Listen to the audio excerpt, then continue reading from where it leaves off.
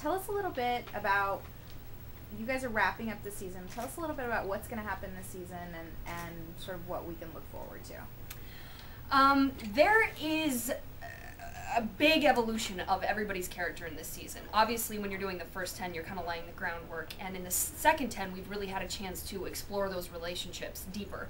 Kat and Patrick, it's really nice in the first few episodes because you see them growing this friendship underneath a relationship, and so they're doing that for a little bit, and then, you know, things kind of start to get hot and heavy, and then obviously everything crashes, and then it's them just recovering and making up and breaking up and kissing and hating each other and everything. And that's kind of how everybody is going. A lot of people are in relationships this season, which is really cool and fun to play. And yeah, it's a great evolution of everybody. And how do you relate to your character? In real life, do you find yourself being your role in the TV show? I mean, absolutely. I mean, I'm not sure who has informed whom more. Like, I feel like she's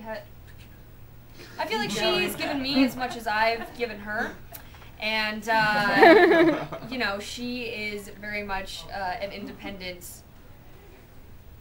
An independent woman and activist, and she strives for justice, and those are all things that I.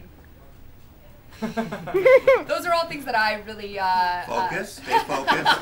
Whatever you do, you gotta stay focused. Those are all things that I feel in my own life. Like I said, I think you know, I strive to have all of her good qualities, and I certainly know that I have all of her bad ones.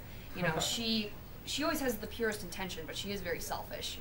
And it's really her approach that always gets her in trouble. It's a little brutal sometimes, and I feel that same way. I want to save the world, change the world, be fair for everybody, but sometimes the way I go about it is quite abrasive, and that is in fact what hinders it, not, you know, the original idea or intention. So Valentine's Day is coming up, and as you said, you had some interesting love affairs on the show in the past season. What can we look forward to in the new season with you and your love interests in the show? My love interest, Patrick Verona.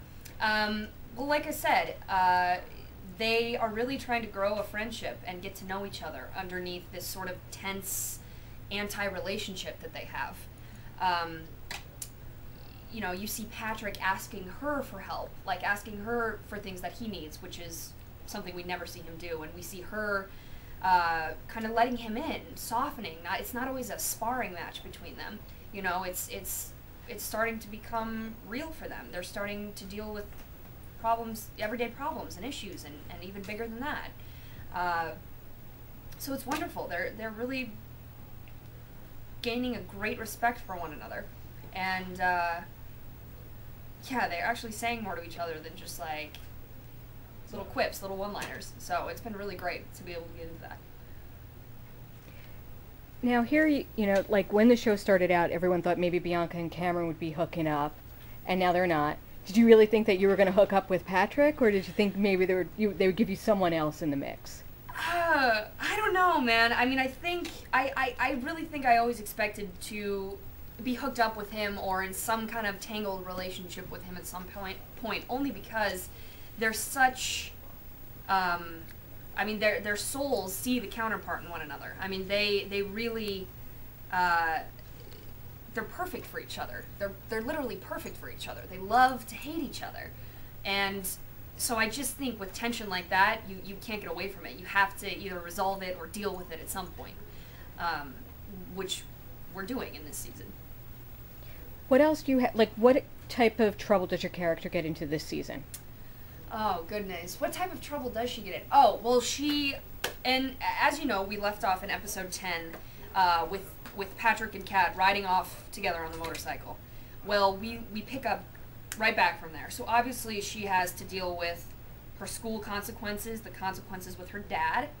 She has to deal with her dad now knowing that this boy is a force in her life. And so there's a pretty funny dinner scene where Patrick comes over for dinner.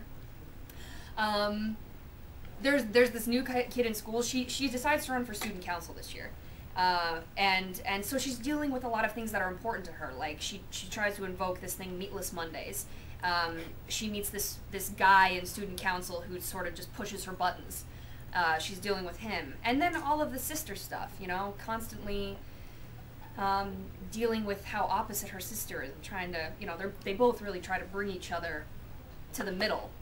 They're on such opposite ends that they try to. So there's more of that relationship, just a bunch of stuff.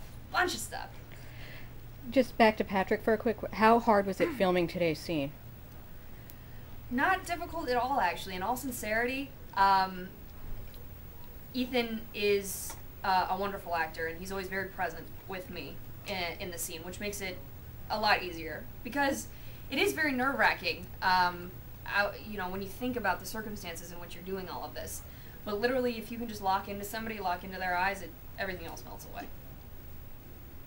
If we were to meet Kat 10 or 20 years from now, after she graduated from Brown, that's awesome school ever. I'm just kidding.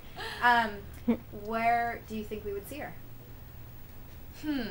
I think that we would see Kat on Capitol Hill somewhere. Just, you know, I think she would go into something environmental, absolutely. I only say that because Lindsay would do that.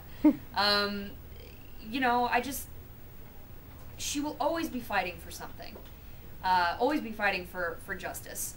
Whether that means politically or I don't know. I just feel like she would think that that was the best place to hone her,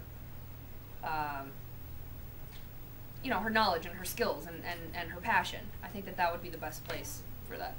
Yeah, so somewhere in politics.